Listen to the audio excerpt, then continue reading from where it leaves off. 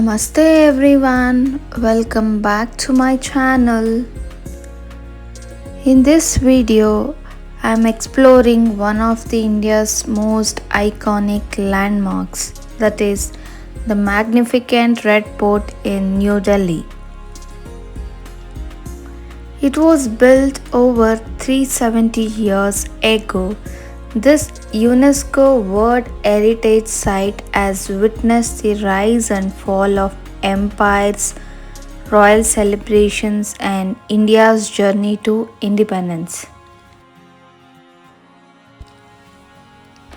In this video, I will take you from the grand entrance through the beautiful palaces, royal courts, museum, gardens, while sharing fascinating story behind every corner. So stay till the end because this fort has much more to offer than just its massive red walls. Let's begin our journey. The entry tickets for Red Fort is just 35 rupees for Indian visitors while foreign tourists pay 550 rupees. Children below 15 years can enter free.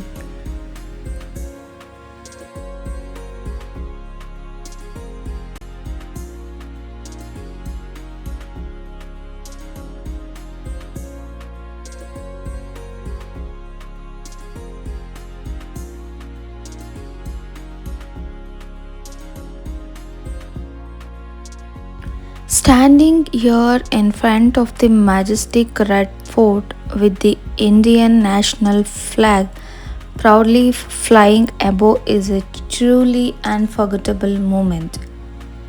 Every year on Independence Day, the Prime Minister hoists the Tiranga from these historic ramparts, making this place a powerful symbol of India's freedom, unity, and pride. Jai Hind!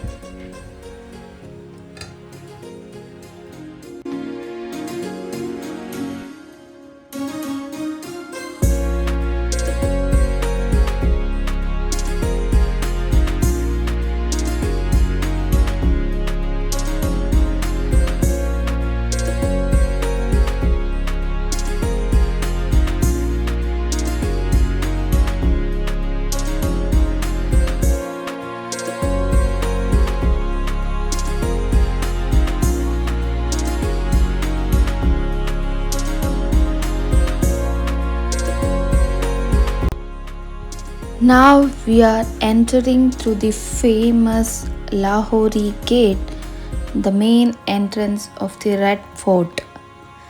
This gate gets its name because it originally faced the historic city of Lahore, now in Pakistan. Every year on 15th August, India's Prime Minister hoists the national flag from these majestic walls and addresses the nation. It's a tradition that has continued since 1947, making this place deeply connected with India's independence. Just imagine the grand processions of Mughal emperors once passing through this very entrance. This gate is built from striking red sandstones. This grand gateway has welcomed emperors, royal processions, and millions of visitors over the centuries. Let's head inside and explore the incredible stories hidden within these walls. As we walk inside, we arrived at Chhatta Chowk, one of the India's oldest covered markets. Centuries ago, this wasn't just any marketplace, it was an exclusive shopping street where royal families bought luxurious silk, jewels, perfumes, carpets, and precious stones. Today, you'll find beautiful handicrafts, miniature monuments, and traditional artwork that keep this historic marketplace alive. The name Chhatta means covered, and if you look above, you'll notice the arched roof that once protected shoppers from Delhi's scorching heat and heavy rains. This market was built in the 17th century during the reign of Emperor Shah Jahan and is considered one of the oldest covered bazaars in India. Unlike ordinary market, Chhatta Chowk was an exclusive shopping street meant mainly for the royal families. Merchants from different parts of Mughal emperor displayed luxurious silk fabrics, embroidered garments, and beautifully crafted handicrafts. It is a place where the finest artisans showcase their extraordinary silks.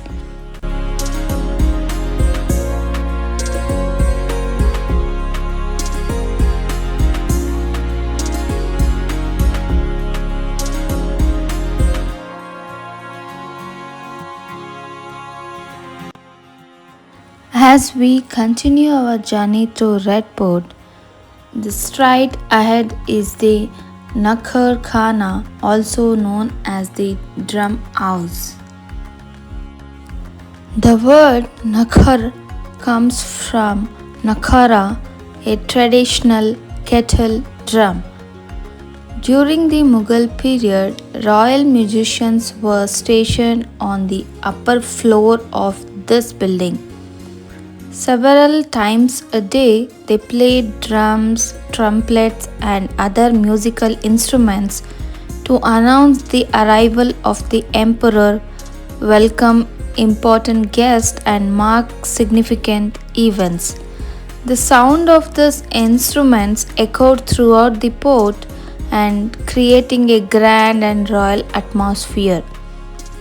This impressive building served as the ceremonial entrance to the emperor's private palace complex and was one of the most important structures inside the port.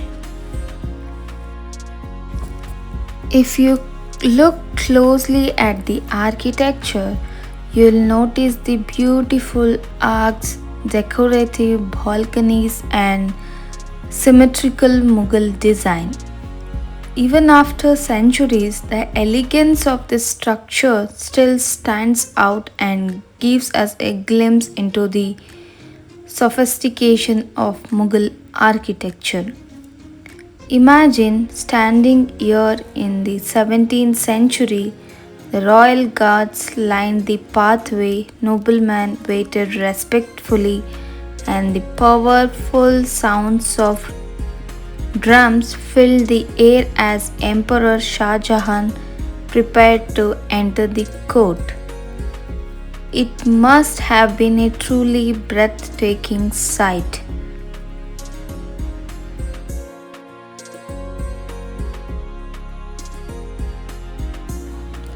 The Red Fort also houses several museums showcasing India's military history and the freedom movement. Here you'll find historical weapons, uniforms, paintings, documents, and artifacts that tell stories spanning centuries. If you're passionate about history, don't miss these museums during your visit.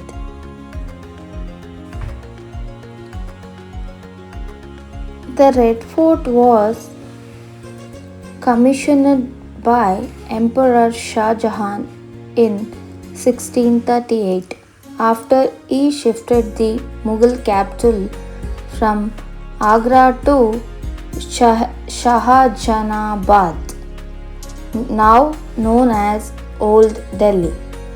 Construction took nearly 10 years and was completed around 1648. Over the centuries, the fort witnessed invasions by Nadir Shah, British occupation after the revolt of 1857, and later became one of India's most important national symbols. In 2007, UNESCO recognized the Red Fort as a World Heritage Site. If you are visiting here, there are some great places for photo.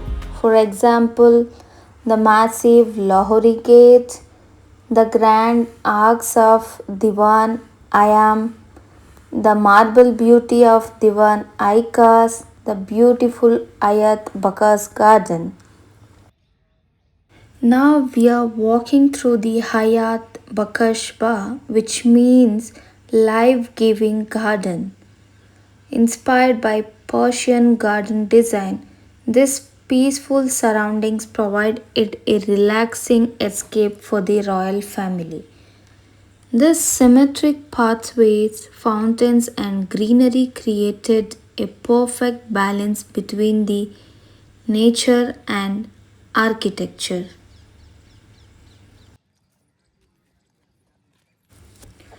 As we continue further, we have arrived at one of the most luxurious part of the royal palace, that is the Hammam, also known as the royal bath. This elegant bathing complex was built by the Emperor Shah Jahan for the exclusive use of the emperor and the royal family.